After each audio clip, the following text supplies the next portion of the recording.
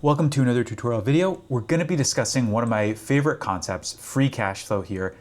This is something we've covered a couple times before now, but I figured it was time for another update because with all the AI hype and the AI hyperscalers and talk of business model changes and accounting rule changes, it might be time to update this metric, at least in terms of the calculation and interpretation.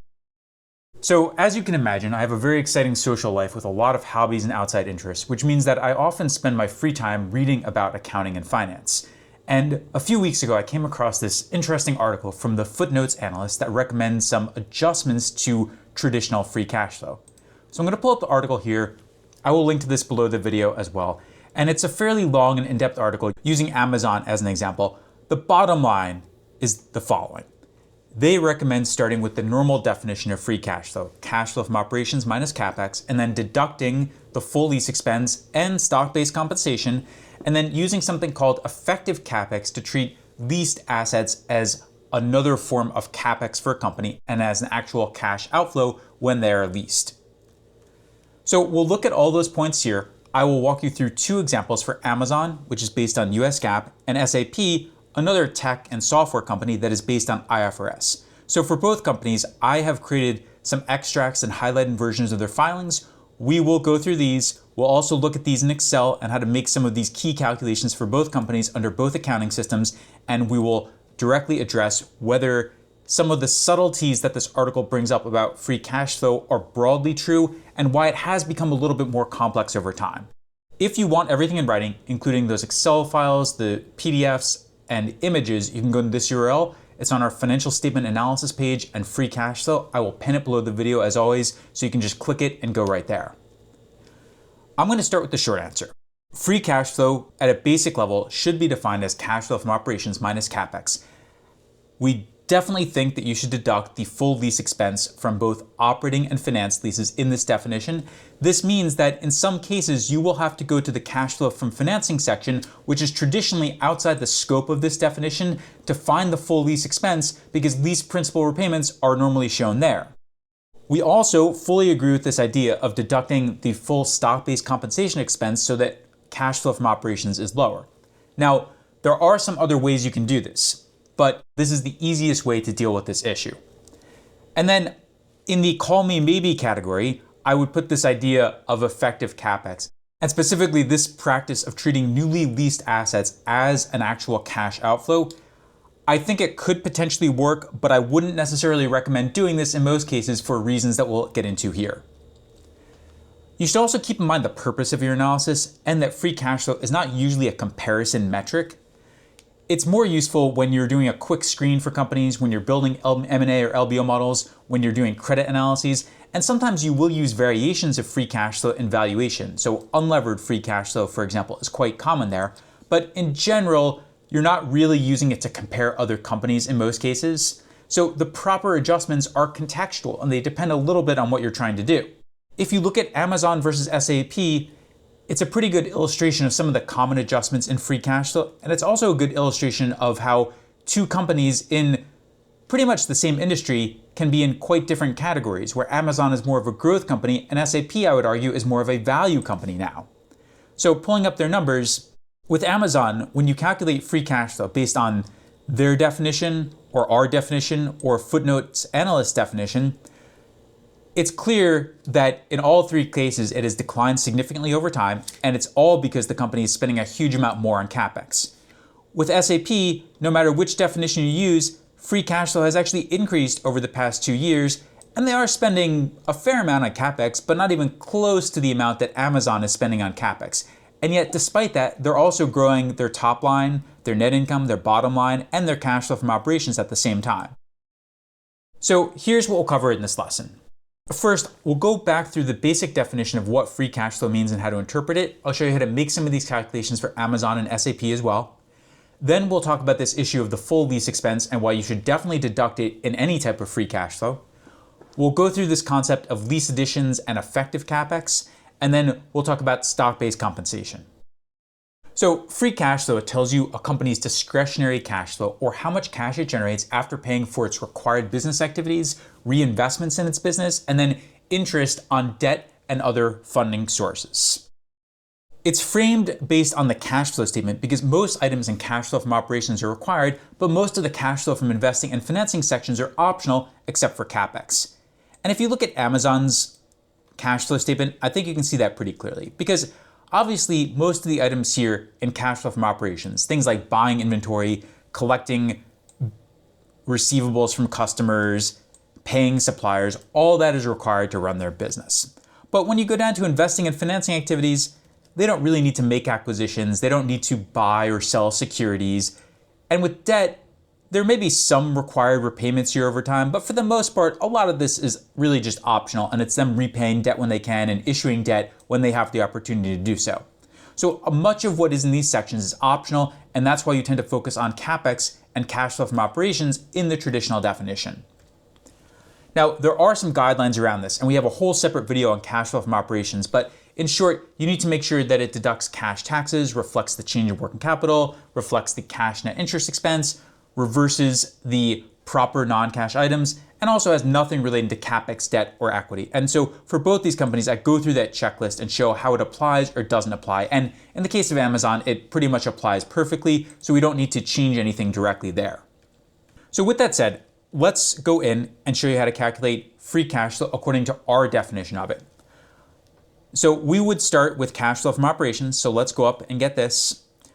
We would deduct stock-based compensation. So this is a pretty big deduction for Amazon because they're spending a pretty massive amount on stock-based compensation to award all their employees and especially their leading engineers. We would deduct CapEx, and there is some question about whether you should net it against proceeds from PP&E sales because this one isn't always necessarily a recurring item. However, for Amazon, it does seem to be a recurring item. It seems to be something they're doing in each period, so I think it is fine to include this and to net them together like this. And then with leases, since Amazon follows US GAAP, the full operating lease expense is already deducted on the income statement and therefore is deducted in net income. And the finance lease expense is partially deducted in net income because the finance lease interest shows up there. To get the other component of it, we have to deduct the finance lease principal repayments and cash flow from financing, and we want to get both of these. There are other ways to do it. For example, we could just adjust down the D&A add back and remove the finance lease depreciation, but in our view, it's usually a little bit easier to do it like this because it's actually a separate line item in cash flow from financing. So you can see Amazon's own version of free cash flow above. You can see our version, which is quite a bit lower, and then you can see footnote analyst version, which is even lower than our version right here. Now moving over to SAP, a lot of this is similar, but they do follow IFRS, and so there are some oddities and differences on their statements. Let's get started with cash flow from operations because we're always going to start there. And then as with Amazon, we would include the net CapEx. So CapEx netted against the proceeds from PP&E sales because these do seem to be a recurring activity for SAP. We would also deduct the stock-based compensation, although one oddity or difference here is that they have the total number, but then they also have a cash component of stock-based compensation down here. So to properly reflect this, we would simply make sure that the entire amount is deducted here. So instead of just leaving it as the cash component being deducted, we would make sure the difference between this and the total amount is actually deducted here. So we're being more aggressive than the company is with its own estimates. Under IFRS, both operating and finance lease liability repayments are shown in the cash flow from financing section. So we want to get both of these and they're listed together in the same line and we'll deduct that.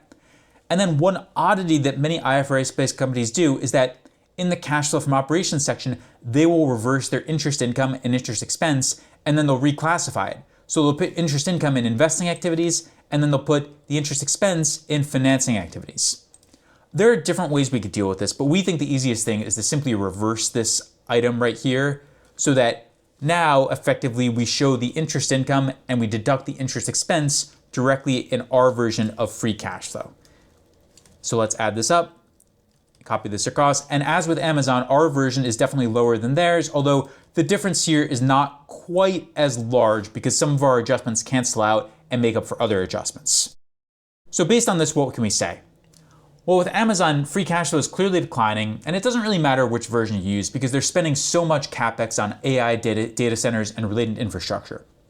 Now, this is not necessarily negative because it's also growing its revenue, net income, and cash flow from operations very quickly, although a cynical person might point out that it's not really clear whether this is due to all this CapEx spending or whether it would be happening at least to some extent even without such massive CapEx spending. With SAP, it's spending far less on CapEx. It's spending around 10% of cash flow from operations on CapEx or even less than that, which is vastly lower than Amazon. And it's still growing its revenue, net income, and cash flow from operations at high rates.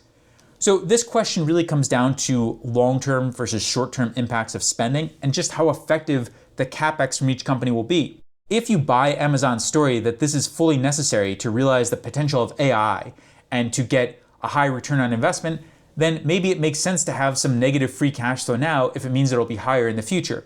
But if you buy the SAP story that perhaps they don't need to go all out with this spending to still see some benefits from this technology, then maybe their financial decisions make more sense. So let's go into some of the points raised in that Footnotes analyst article now. With the full lease expense, we absolutely agree with this. The full lease expense should be deducted in all types of free cash flow metrics. Free cash flow, levered free cash flow, unlevered free cash flow, because it represents an operational cash outflow required to run the business. You can't run a business if you are not leasing buildings or equipment. One thing to be careful of is that the accounting differs for US GAAP versus IFRS, and I showed you an example of this before where under US GAAP, you will see a finance lease principal repayment item in cash flow from financing, but under IFRS, you will see this for both operating leases and finance leases in cash flow from financing. So you just have to be careful about what you're deducting. Also under IFRS, you have to make sure you're treating the lease interest correctly. If the company does something like SAP did here, where they're reversing their interest expense within cash flow from operations, you have to undo that and make sure the entire amount is deducted in cash flow from operations. On point 3, with the lease additions and the effective CapEx, essentially what the Footnotes analyst authors are recommending here is that they start with cash flow from operations, they deduct stock-based comp, they deduct CapEx, all that is pretty standard, but then they add back part of the operating lease expense, the principal repayments that they estimate that the company doesn't actually disclose. This is just their estimate of the principal repayments. They make some adjustments for supplier financing, and then they do not actually deduct the finance lease principal repayments here. Instead, what they do is in the filings, they find some supplemental information about the value of the new assets that the company has acquired under operating and finance leases, and they deduct that value down here as a cash outflow. And as a direct result of this, their free cash flow estimates are lower than ours and much lower than Amazon's.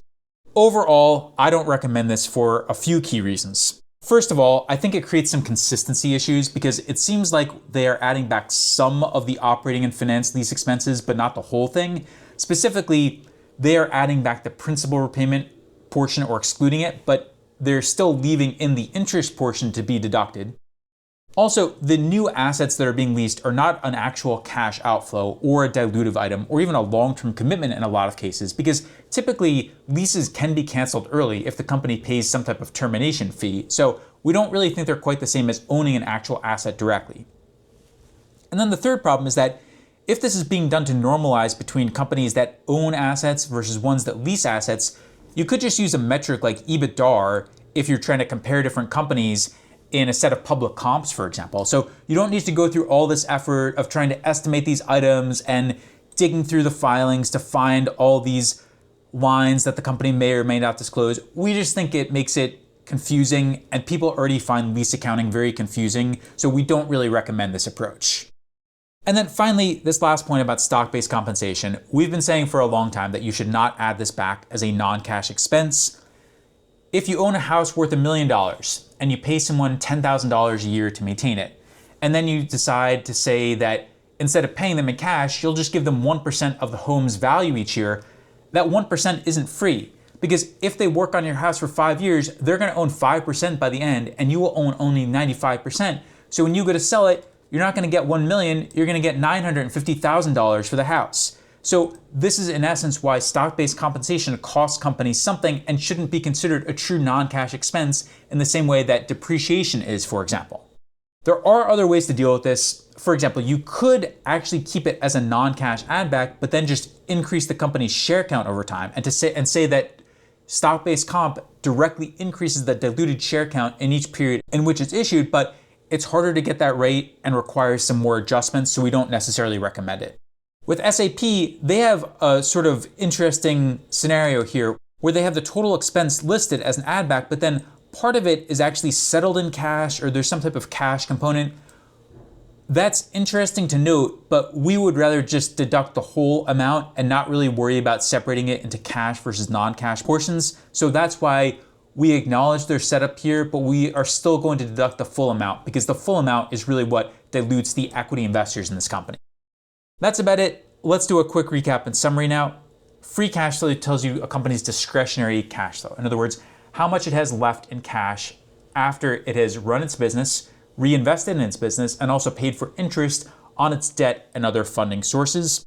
Traditionally, it's defined as cash flow from operations minus CapEx, but due to accounting rule changes, the prominence of leases and lease accounting, and huge stock-based compensation, especially among big tech companies, the traditional definition could use some updating. We definitely agree that you should deduct the full lease expense or make sure it's deducted if there are any questions about it. This may require you to dig through the statements a bit to find where companies have disclosed these different lines. We don't agree with this idea of counting new lease additions as actual cash outflows or effective CapEx for all the reasons I laid out. It creates some inconsistencies. Companies may not disclose all this information. These don't really represent true cash outflows, nor are they dilutive line items. And if you want to compare different companies, we think there are easier ways to do it. And finally, stock-based compensation should absolutely be deducted. It shouldn't be counted as a true non-cash add back in any of these free cash flow metrics. That's about it for this lesson. Hopefully now you know a little bit more about free cash flow and how the changing environment, especially with big tech companies, is affecting this type of key financial metric.